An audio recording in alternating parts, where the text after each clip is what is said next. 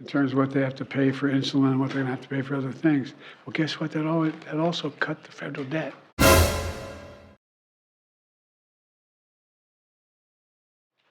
Cut the federal debt. For example, there are over 1,000 billionaires in this country. And I know you're going to hear me say this until I'm able to change it. You know what their average rate of pay, federal tax rate is? 8%. 8%. I think you should be able to be a trillionaire, a billionaire, a zillionaire if you want, but pay your taxes for God's sake. Pay some fair, something approaching a fair tax. That's less than a teacher or a firefighter or a cop pays in their taxes. It's just wrong.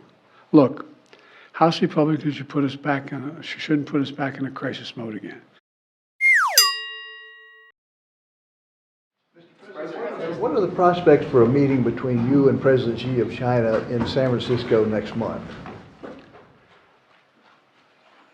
There has been no such meeting set up, but it is a possibility. Mr. President, former President Trump endorsed Congressman Jim Jordan for House Speaker. Could you see yourself working with Congressman Jordan if he is the next Speaker? And do you have any concerns about who might fill that position? Look, whomever the House Speaker is, I'm going to try to work with. They control half the Congress, and I'm going to try to work with them. There's some people I imagine it's going to be easier to work with than others, but whoever the Speaker is, I'll try to work with.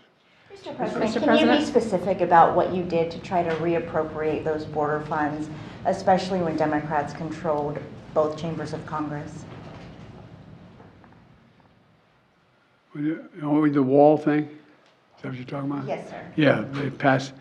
Well, I was told that I had no choice, that Congress passes legislation to build something, whether it's an aircraft carrier, a wall, or provide for a tax cut. I can't say I don't like it, I'm not going to do it if it hadn't been vetoed, if it's a law. That you tried to reappropriate the funds. So Yeah, we tried to ask the Congress to consider changing the law to reappropriate. Say, don't use it for other purposes. Give me more border agents. Give me more technical capabilities to detect fentanyl and the like. That's what I wanted to do. Mr. President, you started your remarks here today by saying it was good news today with the economic report.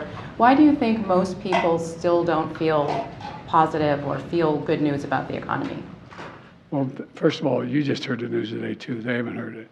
I think the people, those 300+ thousand people who got jobs, feel better about the economy. Look, I got to choose my words here. You all are not the happiest people in the world, what you report. And I mean it sincerely. You get more legs when you're reporting something that's negative.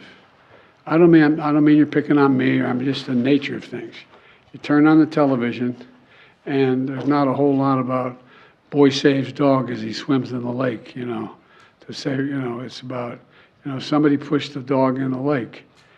I mean, I get it, but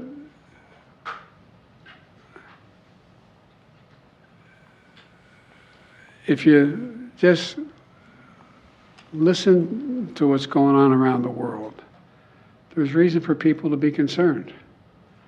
There's reason for people to be concerned what's going on in Russia. There's reason to be concerned about what's going on in other parts of the world. I think that the American people are smart as hell and know what their interests are. I think they know they're better off financially than they were before. It's a fact. And all that data, all that polling stuff. Anyway. Mr. President, why are you not legally trying to challenge border wall construction? Are you going to wait till there's a speaker to make a speech on Ukraine, sir?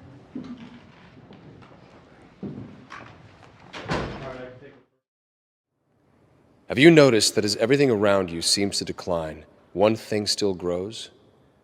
It is the power of your rulers. None of their plans and directives have solved your problems or made your life better. The only result has been their increased control over you at the cost of your freedom. Do you know why? You gave them the power.